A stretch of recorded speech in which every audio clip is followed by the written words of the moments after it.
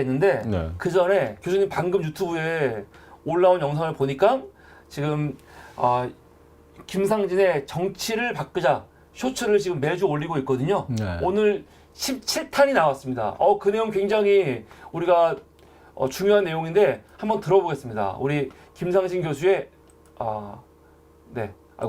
17탄 정치를 바꾸자. 정당의 공천을 사천으로 변질시키는 것이 소위 전략공천이라고 합니다.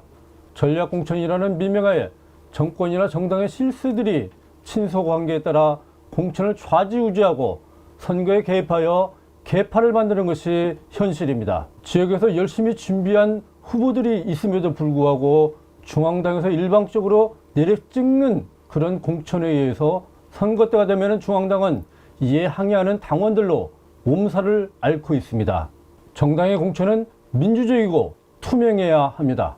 그래야 올바른 공직자를 선출할 수 있습니다. 방법은 간단합니다. 정당의 공천은 누구나 자유스럽게 경쟁하고 당원이 직접 선출하면 됩니다. 바로 그것이 당원이 주인이 되는 정당입니다. 비민주적이고 정당개혁에 역행하는 전략공천은 이제 폐지해야 합니다. 정당이 전략공천 폐지해야 한다. 전략공천 왜 폐지해야 되는가? 그 전략공천이라는 게 네. 정당에서 아니죠. 우리나라만 있을 거예요 아마. 그래요? 뭐 선진국 같은 경우에는 뭐 이런 얘기들이 없을 거예요. 선진국 같은 경우에는 유럽 같은 경우에는요.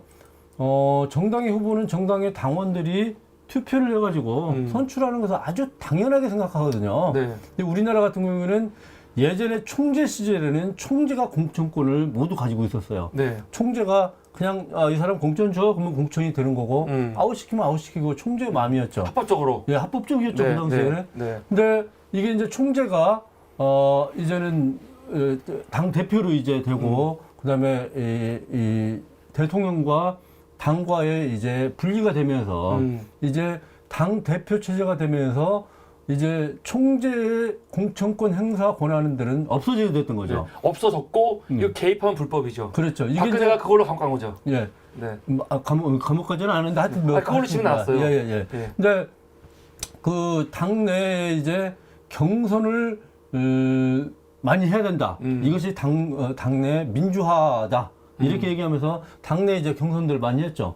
그럼에도 불구하고 일부는 당 대표의 권한으로 전략공천 지역으로 가질 수 있게 만들어놨어요. 지금도 당내 우리 민주당 같은 경우에는 20%인가요? 30%인가는 전략공천을 할 수 있게끔 해놨어요. 그래요? 그리고 전략공천을 할 수 있는 지역은 현역 의원이 불출마하거나, 네, 불출마. 예, 현역 의원이 없거나 어떤 형식으로 고리가 되거나, 네. 그리고 우리 당의 후보가 현격하게 지지율이 낮거나 네. 이런 지역은 이제 전략공천을 할 수 있게끔 해놨거든요. 네. 그러니까 이게 아직은 남겨둔 거죠. 아직은 남겨놓은 여지를. 거예요. 여지를 남겨놓은 네. 거예요. 근데 이 전략공천이 물론 어떻게 보면은 정당이 승리하기 위해서는 전략공천이 필요하다 이렇게 인식할 수가 있어요. 네. 인식할 수가 있는데 저는 그렇지 않다고 봐요. 정당은 예를 들어서 후보가 없거나 네. 그런 지역은 후보를 만들어서 보내야죠. 그 단수 공천을 해주는 거예요. 그것은 후보를 만들어서 해주면 되는 거고 후보가 있는 지역은 경쟁을 해서 이기는 사람을 공천을 주는 게 맞다고 봐요. 그런데 우리가 진짜 이 후보로 가서는 100% 진다. 이것은 안 된다. 우리 후보가 없다. 이런 지역 같은 경우에는 다시 한번 검토를 해서 외부에서 올 사람이 있으면은 그 사람을 또 경쟁시켜서 보내면 되는 거예요. 근데 경쟁도 없이 정당에서 경쟁도 없이 준비하는 후보가 있는데 경쟁도 없이 일방적으로 내려 찍는다. 저는 이것은 아니라는 거죠. 근데 전략이라는 게 그러니까 승리하기 위한 전략일 거 아니에요. 전략 공천이. 네. 그러니까 승리하기 어려운 곳, 험지 아니면 후보가 없는 곳. 그런데 지금 보면은 이길 수 있는 곳에 전략 공천으로 보내는 것 같아요. 그렇죠. 그럼 이건 전략 공천이 아니고 낙하산 공천이죠. 그렇죠. 낙하산 맞습니다. 공천. 예, 낙하산 그렇죠? 공천이라고 봐야 돼요. 그러니까 이런 거는 참 문제가 많은 것 같긴 한데. 이게 제가 참 피부적으로 제가 한번 당한 내용이에요. 이건. 예. 이건 제가 당한 내용이에요, 사실. 예. 그러니까 네. 그 당시에 근데 사람들이 볼 때는 오세훈 너무 센데 김상진은 인지도가 낮으니까 인지도 있는 고민정 가야 되는 거 아니야? 그렇게 본 거 아니에요? 그렇죠. 그럴 수가 있는 거죠. 네. 이게 뭐 정당에서는 일단 오세훈 저쪽에 대권 후보가 나왔기 때문에 이쪽에 문재인 대통령을 대신할 누군가를 보내서 문재인과 오세훈의 싸움으로 만들었다. 뭐 이런 식의 네. 인식을 가질 수가 있겠죠. 근데 당시에 음. 제가 선거운동 캠페인을 하면서 여론조사가 나왔는데 일단 제가 8%인가를 앞서는 여론조사가 나왔단 5천 말이죠. 밖으로 앞서오셨네요. 예, 앞서 예. 있는 여론조사가 나왔단 말이죠. 그리고 제가 그것을 당에 갖다 줬어요. 갖다 주고 나를 대입해서 경쟁력 조사만이라도 해주라. 그리고 만약에 경쟁력이 없다면 나는 후보에 나가지 않겠다. 라고까지 했거든요. 네. 그러면은 사실은 누군가는 오더라도 경쟁력 조사를 통해서 아니면 경쟁을 통해서 선발하면 되는 거거든요. 그런데 저는 완전히 배제시키고 완전히 조사 자체를 한 번도 안 하고 일방적으로 내려 찍었던 거죠. 이렇게 되면 안 된다는 거죠. 얘는 정당의 공천이에요, 공천. 사천이 아니거든요. 누가 개인이 하는 사천이 아니거든요. 공천은 정당하게 민주적으로 했을 때 그 정당이 바로 건강한 정당이고 선거에서도 승리할 수 있는 정당인 거죠. 네.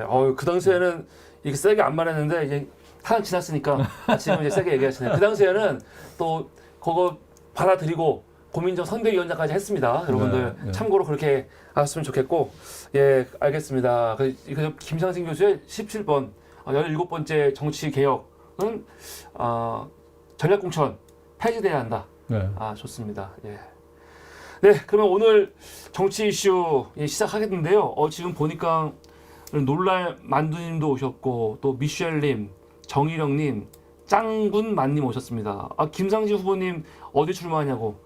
광진구 의뢰 출마합니다. 이 말하도 되는 거죠? 예, 광진구 의뢰 고민정과 경쟁하게 될 겁니다. 근데 지금 들리는 말에 의하면 고민정 이 의원이 다른 데로 갈 수도 있다. 뭐 그런 말이 돌던데 고민정이 지역구를 바꾸면 그럼 여기는 다시 또 전략공천 지역이 되는 거예요? 그럴 수도 있겠죠. 본인이 여기를 출마하지 않겠다고 그러면은 좀 그렇게 변할 수도 있겠죠. 그럼 또 골치 아파지네. 여기 나와야겠네.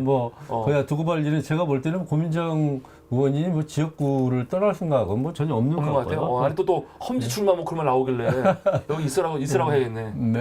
네, 알겠습니다. 네. 네.